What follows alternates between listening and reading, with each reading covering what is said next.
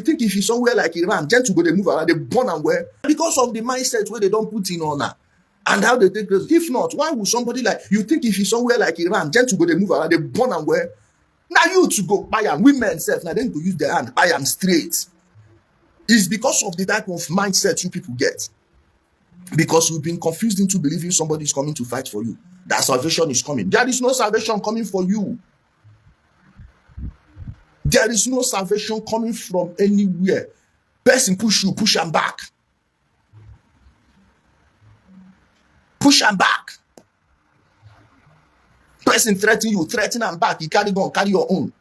Love you, cow. Nonsense. Hey, you go do what they born and where? Where you go to hide? Where you go to hide? Foolish set of people.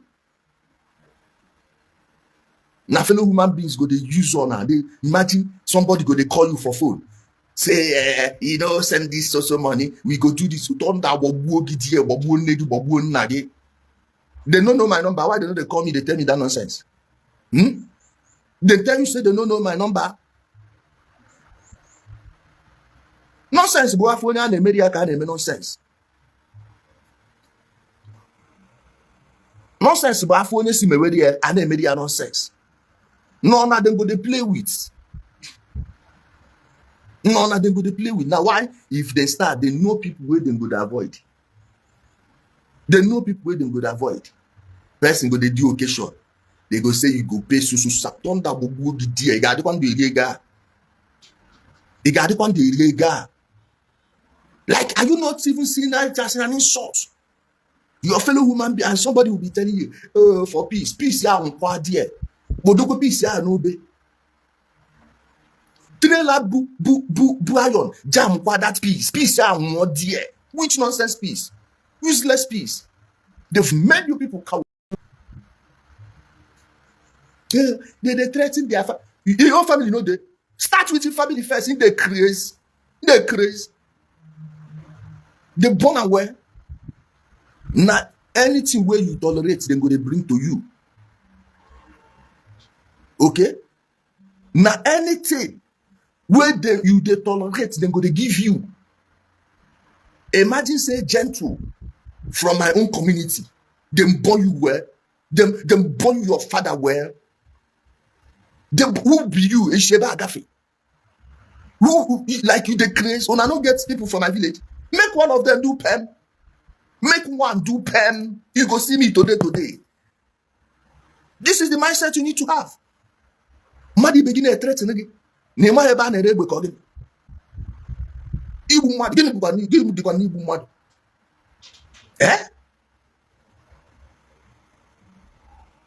Gini ibu mad. Onye chori ibu gị na asim. I ga-eche echiche like mbechacha anụ gị. Ọmụ ka a na-eji ita anụ mmadụ etretin. Bute anụ a mụnwa ga-eweta mmanụ asụrụ ya na-esu ya na-eri. Were chi egwu kunyechu niile egwu n'ime. Be using fear on you people. N'ihi ya na egwu ndị ara. This set of people ndị na-enwe ndị ha bụ. Ọ bụ mgbe ibe ha na-agba mbọ ka ha gbara mbọ. Obodo ibe abụghị ya ka ha jere. Ngwongwo abụghị ya ka ha zụrụ. Ọ bụ ha ibe ha kụrụ ka ha tụtara ọnụ. Enweghị ha pasịtara. Mmadụ ibe gị nọgide ogbe freedom ya ọ na-adịghị mma. Inye gị nyegbukwa onwe gị di ya ma enye gị ikpu nne gị. Bịa ka m beta amụ nna gị chi gị n'ọnụ. Anụmanụ. Tọnụchi unu niile tụ ụmụ nwaanyị na-ezuzugharị fụdị mkpa. Apụta ebe a na-agaghị ekwu ebe a ga-anụwa ya na-aba dị mkpa agbanye egbe n'ụlọ ọbụla anaghị. Many of them amakwa akọ egbe. Many of them agbọdụ the one bullet before. Mana ndị dị mkpa apụta epụta. Mpụta bamba ịbịakwanụ bamba. Ụmụ anụmanụ ihe gị ihe gbafuo. Ebie mmee gị ihe. Maka agbara unu nkịtị. Unu chere na mmadụ adịghị eme ihe ọjọọ mini na onye amaghị bụ ihe ọjọọ. Egbe ka mama mbụ n'ụzọ pụta nsị gị iwepụta ka m finish your family dị na mee ya n'ihu gị na-afụ ya. Ka ọ maka mmadụ gbaa nkịtị. Ụmụ anụmanụ na-ezuzugharịzi. Kpọrọ ofu family gbuo were ana ha na-akọ ihe DSS director na-enene gị. I don't have respect for such people. Nwa gwe m respect for ndị ụjọ. Why should I? Why should I respect all these people? This one where they answer an official. Your gent will be known to say I did their Mother Valley. Why you know near Mother Valley? Why is he hiding? h0o. Tell your gentle to come outside and fight like men. Stop looking for market women. This one say, why am I not talking about one baby virgin? Your one baby virgin, out of fear, went to judge and said that we should not be talking about you. So it's after the case. I will continue where I'm talking. And in case you don't know, the case is on trial now, and I will bring him to court.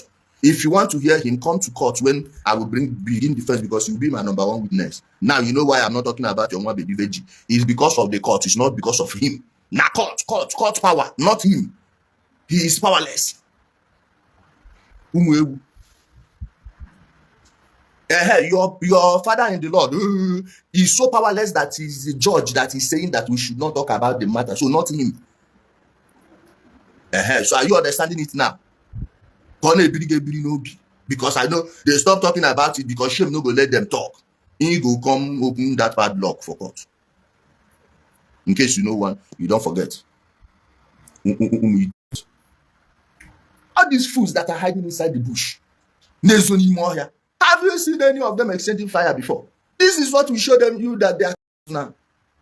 Have you seen? You don't see Boko Haram before. Then go they come, you go they fire, now you go tire. You go they fire, then go they fire. But this ones also, when you forever have pipe in Ishab also. Where your butuzo? Let him come and make video again now. Let him go to Mutanza and make video in Mutanza. Doesn't that show you these accounts? Me, I did Southeast. I did inside Mbuka where be their depot. Do video. Say, I did Mbuka here, I did there. In the midst of people, they no born anymore than there. Because I ready to kill you there. Okay? I ready to kill you there. Now you make me there, daytime. No be to the cover. Some of all these your people, they hide inside my school. They work out for streets. People will go, they claim. Since then they cover face. Me, I day outside, day center. I carry my gun, you carry your own come. Now so men they do. No be you go hide. People want to go, they pass. I go come outside, say carry your own, come outside.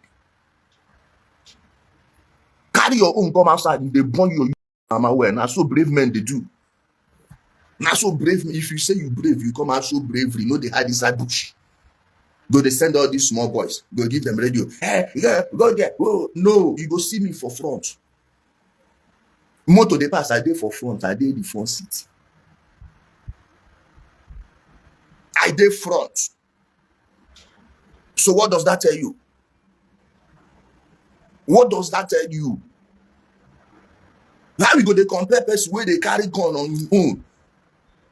The only way when I say no, I get. On I know they see me follow, they go they buy something every time. I know they see me they carry them. On I know they see me they carry them there because you try about what would dear about Jebia. What would you do in one dear? Come on, this year when one dear. I know they hide my own.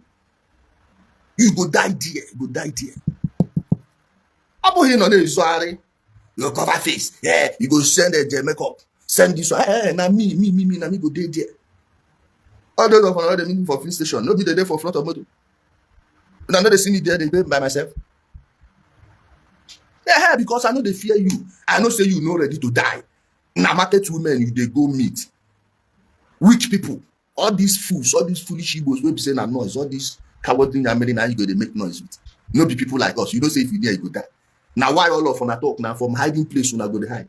Fake account. They do because I see you face, you go die. Boogie. Your mechan go see go see na fair na. Boogie gam. I got to the Southeast. Deep. Now me and I live 1 month plus, so nobody do anything. Now shame still they let on a call you talk rubbish. This set of people. Cheap particular you have cheap point. Cheap point. Hey, now we no be them. All you say no ngba putazile say ngba where you na ina abozi also.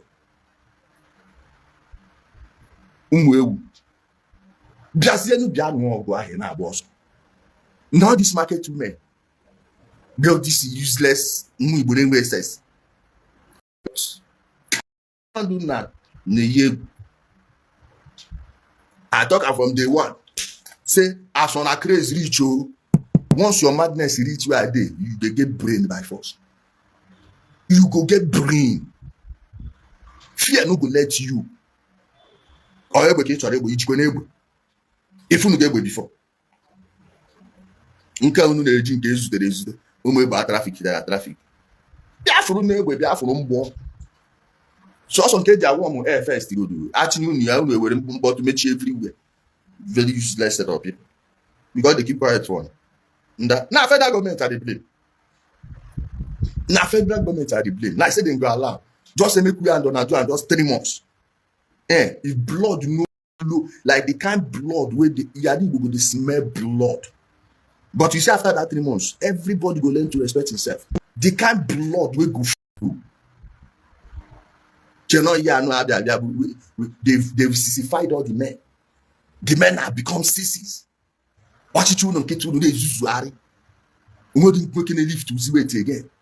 Working in a web working at Ankata. Now we go wire. A mark on your only one again to the book where get Gabuko Tonda Buku in Nantia in again. Nange says I got Yakogin in a memgen. Ime Web. Ebonama Habakodin. Kite indeed will hear them a room. Shame on you people. Shame on you, not these cowards or these bastards never do wells. These never do wells. Be a junior. Hear them a boon. Fear. It's Zuzuari. Bana food a boom working boon dinner tune. They reveal everywhere now. Fear.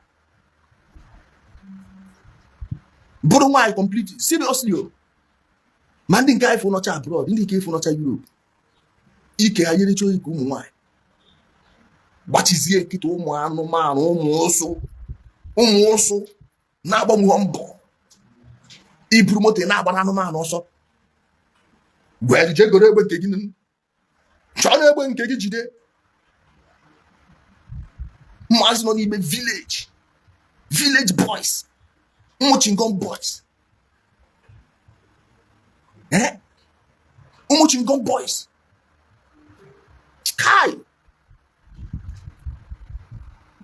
Jiru na-egwu egwu ụmụ anụmanụ ụmụ okoko maazị ga-ewere like every single person nọ na be ha ma ọ tee niile egwu egwu bịara threaten your family igbe nkịtị na-threaten your family igbe nkịtị onye nwa try here mmadụ ma politician na-ese ndị ma agba everybody one bas ụmụ anụmanụ ma agba gị ma ndị ahụ ifuru n'aka gị obi mmebidogoro from ha nwa nke m gbuchara mgbe ụmụ ya achọ m igbu ebe ụmụ gị nọ achọ m ime ebe ụmụ gị nọ ọsụkwa bụrụ nke 2 days mgbe ọkpa zụgide nsogbu ya n'ihu gị na-afịa pigbuo ya ka agbụsị ka unu mara na wickedness no mmadụ na-agba ya foolish set of people mmadụ gbacha mbọ pụta mmadụ ibe gị si gị na ị ga-eweta ego onye dị otu a if not abụ unu nọ gbue obodo ha niile ọkụ first nwunye obodo ya nwuwe ndị ọbụla pụta mbọsa ga-ekwu ekwukọta ha ncha niile nwunye ibe ha ọkụ ma mmadụ ma property su everybody ọkụ dị a na-eji ihe ọjọọ akwụ ụgwọ ihe ọjọọ chia kwuru na arụshi ya pụọ uche ihe ọjọọ ka a na-eji akwụ ihe ọjọọ kezi ihe eji akwụ ụgwọ ihe ọjọọ kezi ihe eji akwụ ụgwọ ihe ọjọọ ma ọ bụghị ihe ọjọọ karịa nke a nnobi na-ekwu arụ n'ọnụ na-adị eji ihe ọjọọ akwụ ụgwọ ihe ọjọọ mgbe ka afọ ike ihe ọjọọ ga-esi anụ na-ekwu arụ n'ọnụ mepe ọnụ na-ekwu arụ n'ọnụ very set of people na-ezuzu Nnamdi Kanu ndị nka Nnamdi Kanu na-egbu abụghị mmadụ ndị nka Nnamdi Kanu gị na-egbu abụghị mmadụ I got happen. I'm happy I can come free him. Let's see. Come free. I told you people, by the time we are done with him, nobody in Aribo will rise up again. Nobody will rise up and play with the life of any other person again. If by the time I'm a nobody. You people will see how his family will end. It will happen in your presence. You will see how his family will end. All these ones, all these quick when they here for the engine. na beginning o car no dey knock engine once. Ị ga-ebu ụzọ na-anụ kweke na engine according to John Okafọ. Mr. Ibu. Ị ga-ebu ụzọ na-anụ next thing ọ bụ ahụ. Next thing o mewe kekekekekeke. Then wee kwụọ final engine. Nke ị na-afụ ha na-eme na kweke ka ị ka na-anụ na engine. Unu ga-afịa. The set of people. Every generation, one fool will come. Take thousands of people, go waste them. After some time, another people will come. Like, are you people animals? Are you people a swine? Are you a swine for sacrifice? One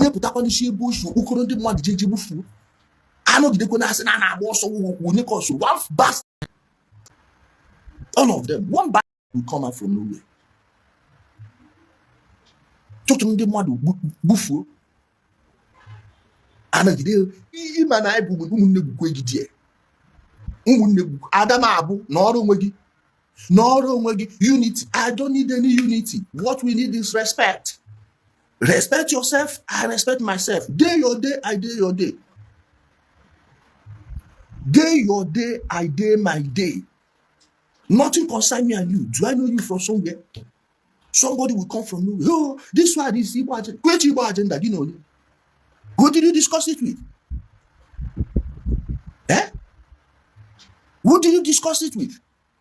From nowhere, they put any other thing. I said, oh, because it's an Igbo project. Which Igbo project? You and who? You and who discussed it? Ebe ka barrier. Do you know that barrier? Only Shibu Shiburo Ship, or Sigi Rochi, na give away. Ikwe. Then when the time of recompense comes, they will tell you, oh, eji yoja akugwe, tonda bubukwe gidie. Bia weni yoma kugu yojo kaifu. Neji yoja akugwe yojo. Kimere na agan. Ana de ji yojo akugwe yojo. Gini keji bu akugwe yojo before. See, words carry meaning, you know, and it carries weight, whether you know it or not. Mara duro ku use. Inokwana ebe a na-akpa nkata mmadụ ibe ga-akpata anyị nkata na-adị eji ihe ọjọọ akwụgwọ ihe ọjọọ ikwe mmadụ na ịmakwa ihe ya na-agba gị ya gegodi ọfụma na-adaghị eji ihe ọjọọ akwụgwọ ihe ọjọọ. How? Nwaanyị ma njizi ihe ọjọọ akwụgwọ ihe ọjọọ? Mmadụ a na-akọcha egusi ghọrọ mmemme. Ị na-akọcha egusi ghọrọ mmemme ọhụụ shi ka ị na-ezu. How can you say you don't pay evil with evil? You are going to pay evil with what? Ọ bụrụ na enweghị ihe ọzọ ịmụta amụta na-eji ihe ọjọọ akwụgwọ ihe ọjọọ. Okay? Ọtụtụ ndị agbagbukwee gị tie, say if no be ESN. If not for ESN, Odala will still be alive today. Dr. Chika Akumiri will still be alive today. Osu Itukwa will not be the way it is today. So many communities in Igbo, so many people that there are people who did not see their bodies, many of them were eating. They will still be alive today. Name a single community where they have camp that evil did not happen. Name a single community where they have ESN camps that evil did not occur in Igbo. Name one.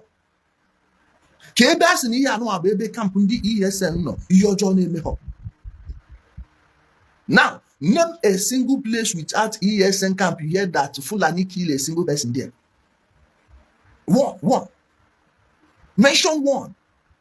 Very big set of people. But maybe she cheated up on all these parts.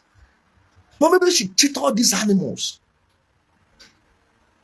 Like all these fools from useless newspaper stand. I better be called rubbish. Useless fools. Mention a single community.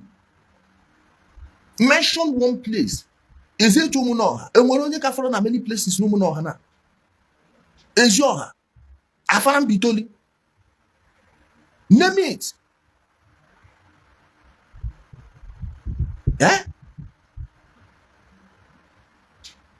Oh, your guy has not seen his younger brother went for contract since 2021.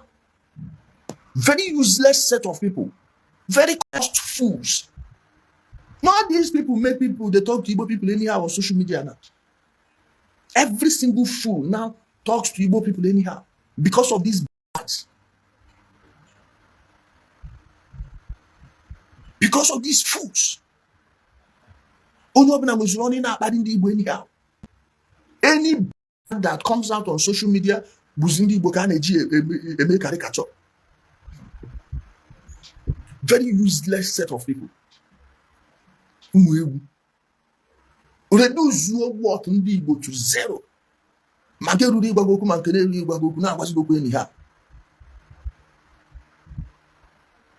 Very anyhow type of people. Useless fools. Sometimes you are ashamed of calling yourself only because of this bad. Foolish people. Diara. Jido obodo mebie. Jido obodo mebie. Radio obodo. Go to Asaba now. Obanam is now joining Asaba. All those developments, by now they should have linked to Obani Yala. But developments in Ebruge na Asaba. Ebruge na Asaba. And fools are still there denying it. Now, they want is now safe. Courtesy of who? Courtesy of who? Your ESN or our work? Hearts. Motherfucker. Courtesy of who? Are you not noticing that it's this Mother Valley that has been taken? Eh? You are not noticing that it's this Mother Valley that has been recovered, that's bringing peace in and to the who would have thought that they will rate Igbo land one of the safest places in 2026? Who would have thought?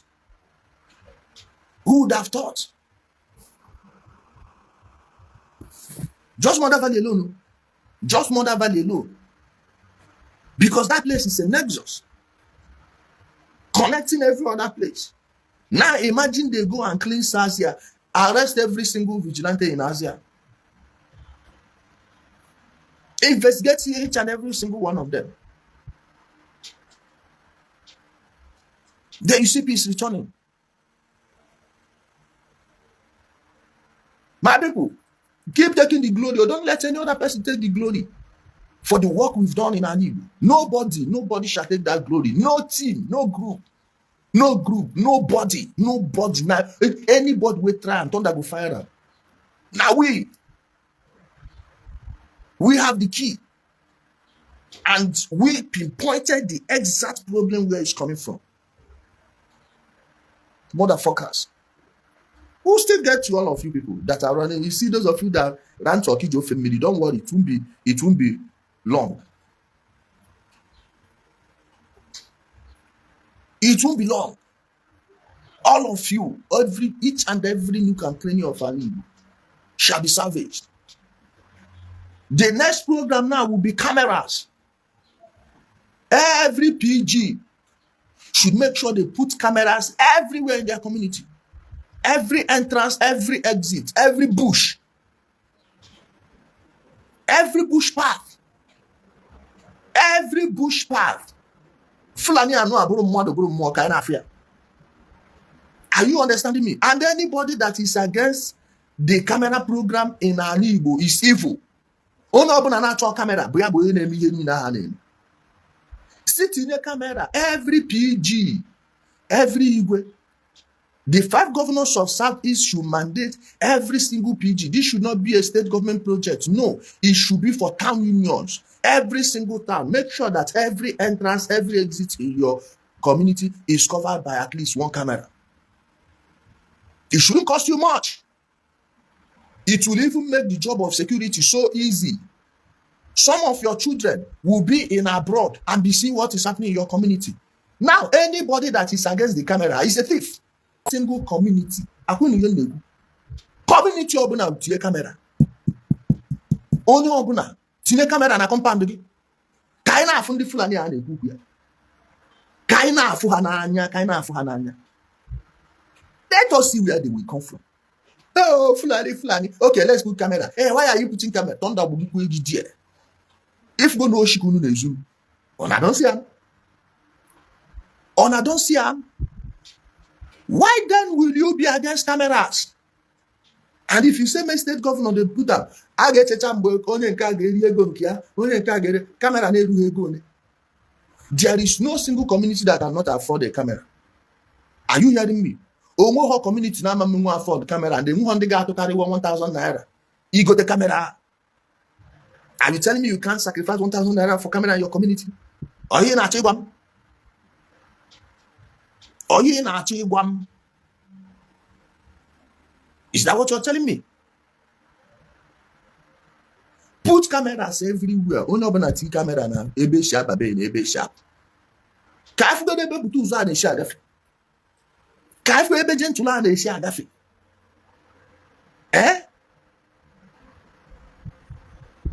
Kaif ni hanon. Siti kaif mo has na hane jendo jena mo. Bianu je ya ni hu camera kaif. Bianu je ya ni hu camera kaif. Abuchara na anwa. Keye di difficult ne? Keye di difficult ni ti camera. Ken no ye di. Tide camera na aga fete sifum. Omu na aga fete sifum ha. Omu nke gi na aga fete so. So o no na zeweziri camera, amari na ezere camera. Yes.